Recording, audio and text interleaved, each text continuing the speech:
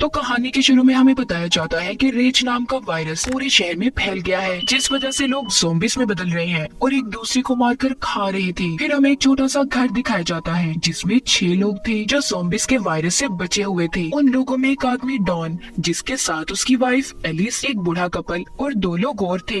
Alice उस घर में बचे हुए सामान से कुछ खाना बना रही थी। डॉन बाहर के हालात देखकर बहुत परेशान था क्योंकि उसने अपने बच्चों को स्कूल ट्रिप पर फ्रांस भेजा हुआ था। दरअसल ये वायरस इसी शहर ब्रिटेन में फैला हुआ था। यही वजह थी कि डॉन के बच्चे इस वायरस से महफूज थे। यहाँ पर सब लोग खाने के टेबल पर बैठे हुए थे। उनके घर में बिल्कुल अंधेरा था। सभी लोग आपस में ना ही बात करते हैं और ना ही किसी किस्म का शोर था। तभी उनका कोई दरवाजा जोर जोर से खटखटाने लगता है। कहता है, मुझे प्लीज अंदर आने दो, दरवाजा खोल दो, मुझे बचाएं। दरअसल ये आवाज 10 साल के छोटे बच्चे की थी। बच्चे की आवाज सुनकर एलिस कहती है कि प्लीज हमें दरवाजा खोलना चाहिए। हम उस बच्चे को अंदर आने देते हैं। जब ये दरवाजा खोलते हैं तो हम देखते हैं बाहर दोपहर थी। इन्होंने बस अपने घर में ही अंधेरा किया हुआ था ताकि कोई ज़ॉम्बी इन्हें देख ना पाए। ये उस बच्चे को अब अंदर कर लेते हैं और खाने के लिए कुछ देते हैं। पूछताछ करने पर बच्चा बताता है कि मेरे मॉम डैड ज़ॉम्बी बन गए और मेरे पीछे पड़े हुए हैं। वो मुझे खाने आ रहे थे।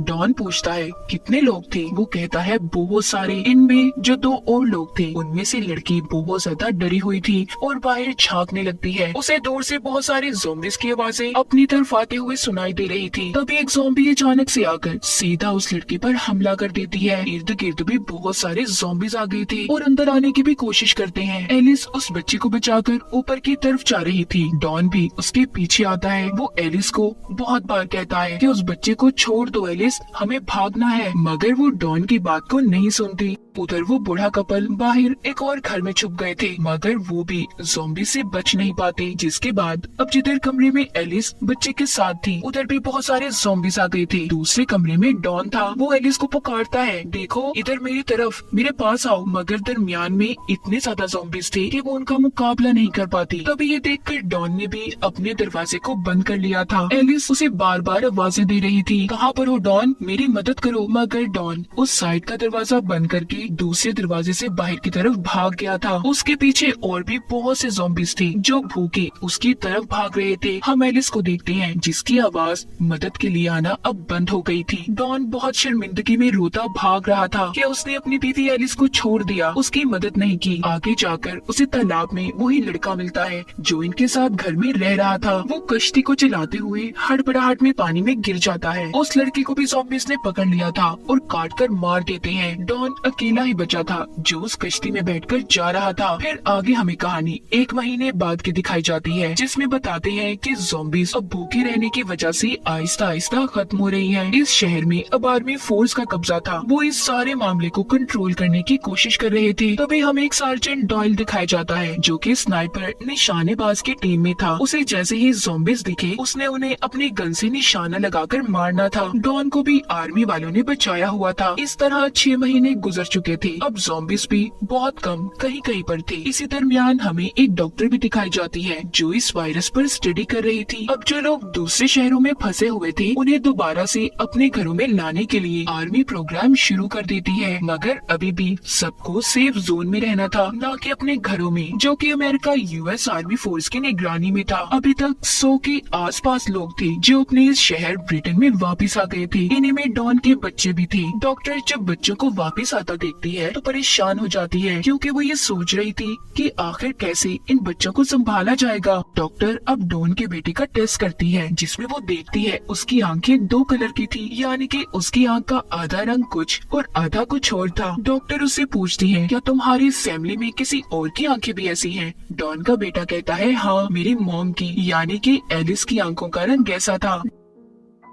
डॉन जब अपने बच्चों से मिलता है तो बहुत खुश था। वो दरअसल अभी भी इस सेफ जोन में रहकर आर्मी के साथ मिलकर काम कर रहा था, इसीलिए वो अपने बच्चों को उस जगह पर ले आता है जहाँ पर वो रह रहा था। वो अपने बच्चों को उनकी मॉम एलिस के साथ हुए हादसे के बारे में भी बताता है। रात के वक्त सोते हुए डॉन के बेटे को अपनी मॉम के सपने आ रहे थे। उसे ऐसा लगता है कि शायद वो अपने मॉम का चेहरा भूलता जा रहा है। सुबह को जब डॉन अपने काम पर चला जाता है तो उसके बच्चे चुपके से सेफ जोन से निकलकर भाग भाग गए थे और भागते भागते अपने घर पहुंच गए थे ताकि वो अपनी मॉम की कोई तस्वीर ले सके। तभी आर्मी को भी इनके बारे में पता चल जाता है कि दो बच्चे सेफ जोन से भाग गए हैं, मगर तब तक वो दोनों अपने घर पर थे जहाँ पर डॉन के बेटे को अपने घर के ऊपर वाले हिस्से से कुछ आवाजें आ रही थी। जब वो ऊपर जाकर देखता है तो उधर उसकी मॉम थी, यानी कि एलिस, जिसको डॉन ज़ॉम्बीज़ के दरमियान में छोड़कर चला गया था। फिर डॉन का बेटा अपनी मॉम के गले लग गया था, तभी उसे दर्द होता है। दोनों बहन भाई जब अपने घर से बाहर आते हैं तो देखते हैं आर्मी की फौज थी जो सेफ जोन में दोबारा लेने आई थी। वहाँ पर तीनों को क्वारंटाइन में रखा गया था। एलिस को बांधकर लैब में रखा जाता है। डॉक्टर उसका ब्लड टेस्ट करती हैं। वो ये पता करना चाहती थी कि कहीं एलिस भी ज़ॉम्बी वायरस से इन्फेक्टेड तो नहीं। तभी उन्हें पता चलता है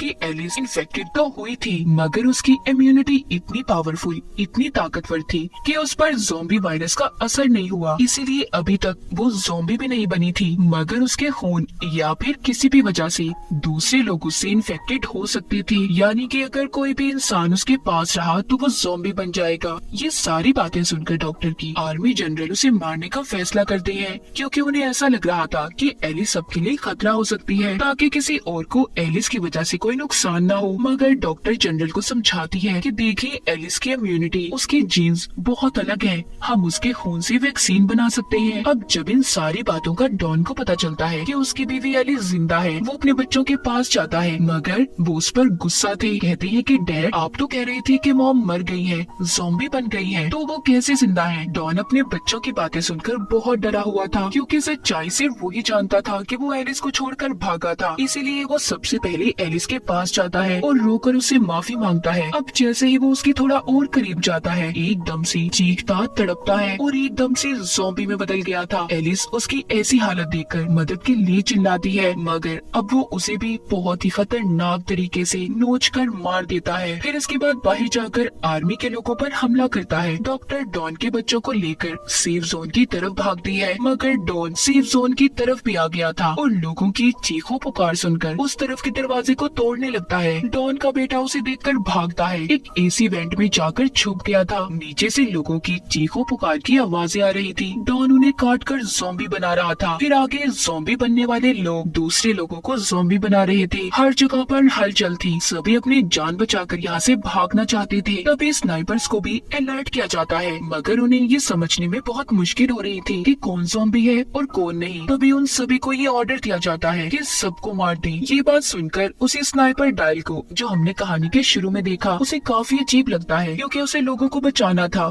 उनकी मदद करनी थी, ना कि उन्हें मारना था। वो देखता है कि डॉन के बेटे के आगे एक ज़ॉम्बी आता है, जिसे वो शूट करके मार देता है, मगर उसने डॉन के बेटे को नहीं मारा था, इसीलिए वो अपनी इस ड्यूटी को छोड़ देता है। डॉन के बेटे को एक आदमी अपने साथ कमरे में ले आया था, जहाँ पर बहुत अंधेरा था। उधर ही उसे अपनी बहन और डॉक्टर मिली थी। इनके अलावा यहाँ पर और भी बहुत से लोग थे। बूढ़ी औरत बाहर का नजारा देखकर बहुत परेशान हो जाती है और कहती है कि आखिर ये सब लोगों को क्यों मार रही है। तभी यहाँ पर डायला जाता है, जो सबको यहाँ से चलने का कहता है, क्योंकि यहाँ पर रुकना खतरे से खाली नहीं था।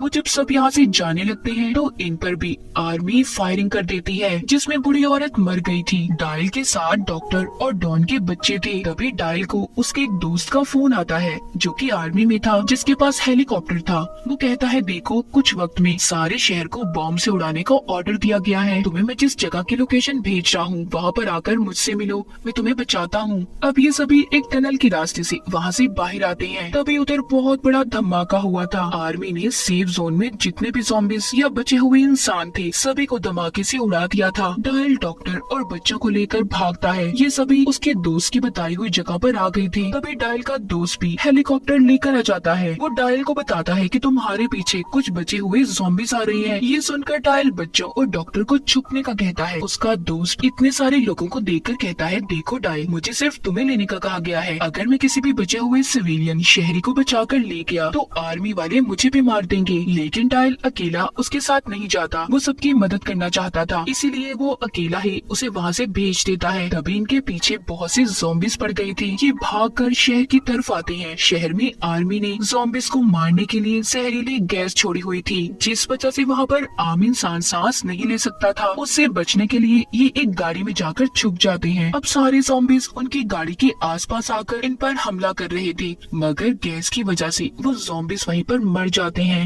पीछे आर्मी के लोग भी थे जो सबको यहाँ पर खत्म करने आ रहे थे। डायल और डॉक्टर की गाड़ी स्टार्ट होने का नाम नहीं ले रही थी। तभी डायल गाड़ी से बाहर निकलता है और गाड़ी को धक्का लगाने लगता है, मगर वो आर्मी की नजरों में आ गया था। आर्मी वाले उसे भी इन्फेक्टेड समझकर मार देते हैं। डॉक्टर बच्चों को बचाकर गाड़ी चलाकर टनल तक पहुँच गई थी, मगर वहाँ पर आकर उन्हें डॉन का ज़ॉम्बी दिखता है। उसने यहाँ पर डॉक्टर को भी मार दिया था। इसी बीच डॉन के बेटा बेटी भी अलग हो जाते हैं। डॉन ने अपने ही बेटे पर हमला कर दिया था, मगर उसके बेटे के अंदर भी एलिस की तरह ही ताकत थी, जिस वजह से वो भी ज़ॉम्बी में नहीं बदलता। तभी डॉन की बेटी आकर गन से अपने ही डैड को मार देती है और बहुत रोती है। ये दोनों बहन भाई स्टेडियम में पहुंच गए थे, जहां पर वो ही डायल का दोस्त आता है जिसके पास हेलीकॉप्टर था। वो उन बच्चों को देखकर सोचता है कि उसे इन्हें बचाना चाहिए या नहीं बचाना चाहिए। शायद वो इन्फेक्टेड ना हो, मगर फिर भी वो उन्हें बचा लेता है और अपनी हेलीकॉप्टर में ब्रिटेन शहर से बाहर ले गया था। हमें शहर का नजारा दिखाया जाता है।